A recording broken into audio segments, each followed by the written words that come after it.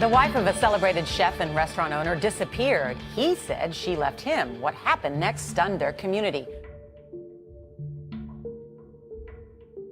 In a small town called Lomita, California, a chef named David Veens stunned everyone with a disturbing confession. He said he accidentally killed his wife and did something beyond belief to hide the evidence. As the trial revealed, the whole country couldn't look away from the dark secrets and frightening deeds that came to light. The story is like a real-life crime thriller, with a jaw-dropping ending. Get ready to hear about David Veens and the horrible fate of his wife. David Veens, the chef who admitted to authorities that he accidentally killed his wife and disposed of her body by cooking it, was sentenced to 15 years to life in prison. In October 2009, Dawn Veens, a 39-year-old woman, peculiarly vanished from her shared apartment with husband David Veens, a chef and cafe owner in Lomita, California.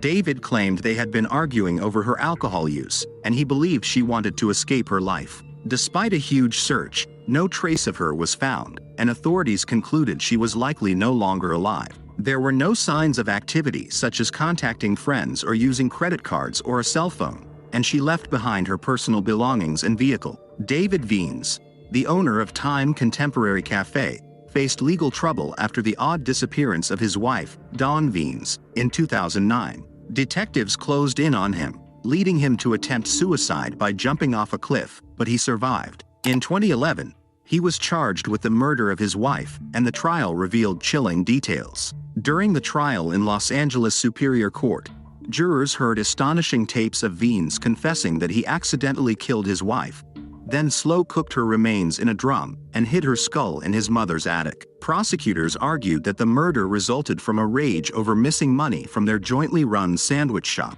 The trial exposed the once happy couple's tragic downfall and the disturbing events that followed. Despite sitting nearby in a wheelchair, Veens maintained his plea of not guilty, claiming that he did not deliberately try to kill his wife. During the trial, he informed Judge Rand S. Rubin that he would not be testifying in his defense. The inquiry into Dawn Veens's disappearance was initiated on November 18, 2009, after her sister, Dana Papine, and friends reported her missing. In a police interview, David Veens recounted the events of October 18, the night he believes his wife was killed. He stated that they had a heated argument about her unnecessary drinking, as she was often drunk and had issues with people when drunk. Earlier that day, Dawn was again drunk at their sandwich shop and lost money. Later, they had dinner together at California Pizza Kitchen, after which David dropped her off at home and returned to work. It was the last time he saw her alive.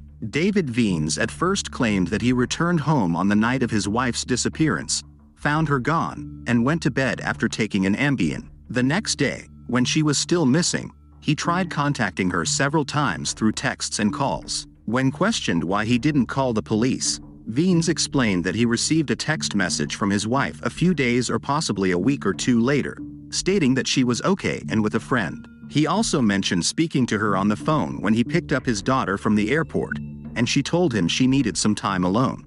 According to David Veens, his wife returned home on October 25 and pleaded with him to leave their life in Lomita and escape to the mountains together. However, the next day, he insisted her to consider checking into rehab. The day after that conversation, she disappeared once again. When customers at the sandwich shop asked about Dawn's whereabouts, Veens provided different clarifications, stating she had gone to rehab, traveled to the mountains, or visited friends on the East Coast. During the investigation into Dawn Veens's disappearance, missing persons detectives interviewed Todd Stagnito, a longshoreman. Stagnito revealed that on the night she went missing, he saw David Veens going through the restaurant receipts and calculating the day's earnings. Veens appeared stressed and informed Stagnito that the day's earnings were short. During the trial, Todd Stagnito testified that David Veens had made threatening statements about his wife, saying, "That bitch is stealing from me. Nobody steals from me. I will kill that bitch." Later that night, Stagnito received a distraught call from Dawn, who was upset about her husband's discontent with her work. Detectives also spoke with Joe Cacase, the owner of a nearby motorcycle repair shop. He revealed that before Dawn's disappearance, she had given him an envelope filled with money and asked him to keep it a secret from her husband. On the night she disappeared, she called Cacase again, informing him that she had more money for him to hold. Dawn Veens's disappearance remained a missing persons case until August 2010, when the investigation was transferred to the Sheriff's Department Homicide Unit. Homicide detectives traveled to South Carolina to speak with Veens's daughter, Jacqueline, who disclosed that her father had confessed to killing his wife. The detectives asked Jacqueline to inform her father that she had spoken to the police, and she daringly did so, warning him that they were coming after him and that she had told them everything. The morning after Dawn Veens's disappearance, David Veens appeared visibly distressed, as testified by his girlfriend at the time, Kathy Galvin. He picked up a newspaper, the Daily Breeze, which carried a story about his charged involvement in his wife's death. He apologized to Galvin and confessed, saying that Dawn was not coming back and that her death was an accident. He expressed a desire to tell Galvin the truth. Galvin advised him to consult with a lawyer, but instead, Veens drove his car to Palos Verde and jumped off an 80-foot cliff in front of her. In a significant development, Veens inadvertently laid the blame on himself while recovering in the hospital from the fall. He spoke to detectives, who were recording the conversation, and admitted that on the night of October 18th, during an argument with Dawn, he ended up restraining her with duct tape in the living room. He claimed that he went to sleep but later found her dead, leading to his panicked decision to dispose of her body in a plastic garbage bag and take it to his workplace. Veens explained that his actions were caused by discovering her stealing money, which seemingly caused him to lose control and act violently. In a shocking confession to detectives, David Veens revealed frightening details about how he disposed of his wife's body. He said he placed her small body in a 55-gallon drum filled with boiling water at the restaurant. Using weights to keep her face down, he slow-cooked her remains for an unbelievable 4 days. Veens admitted to manipulating her body during the cooking process.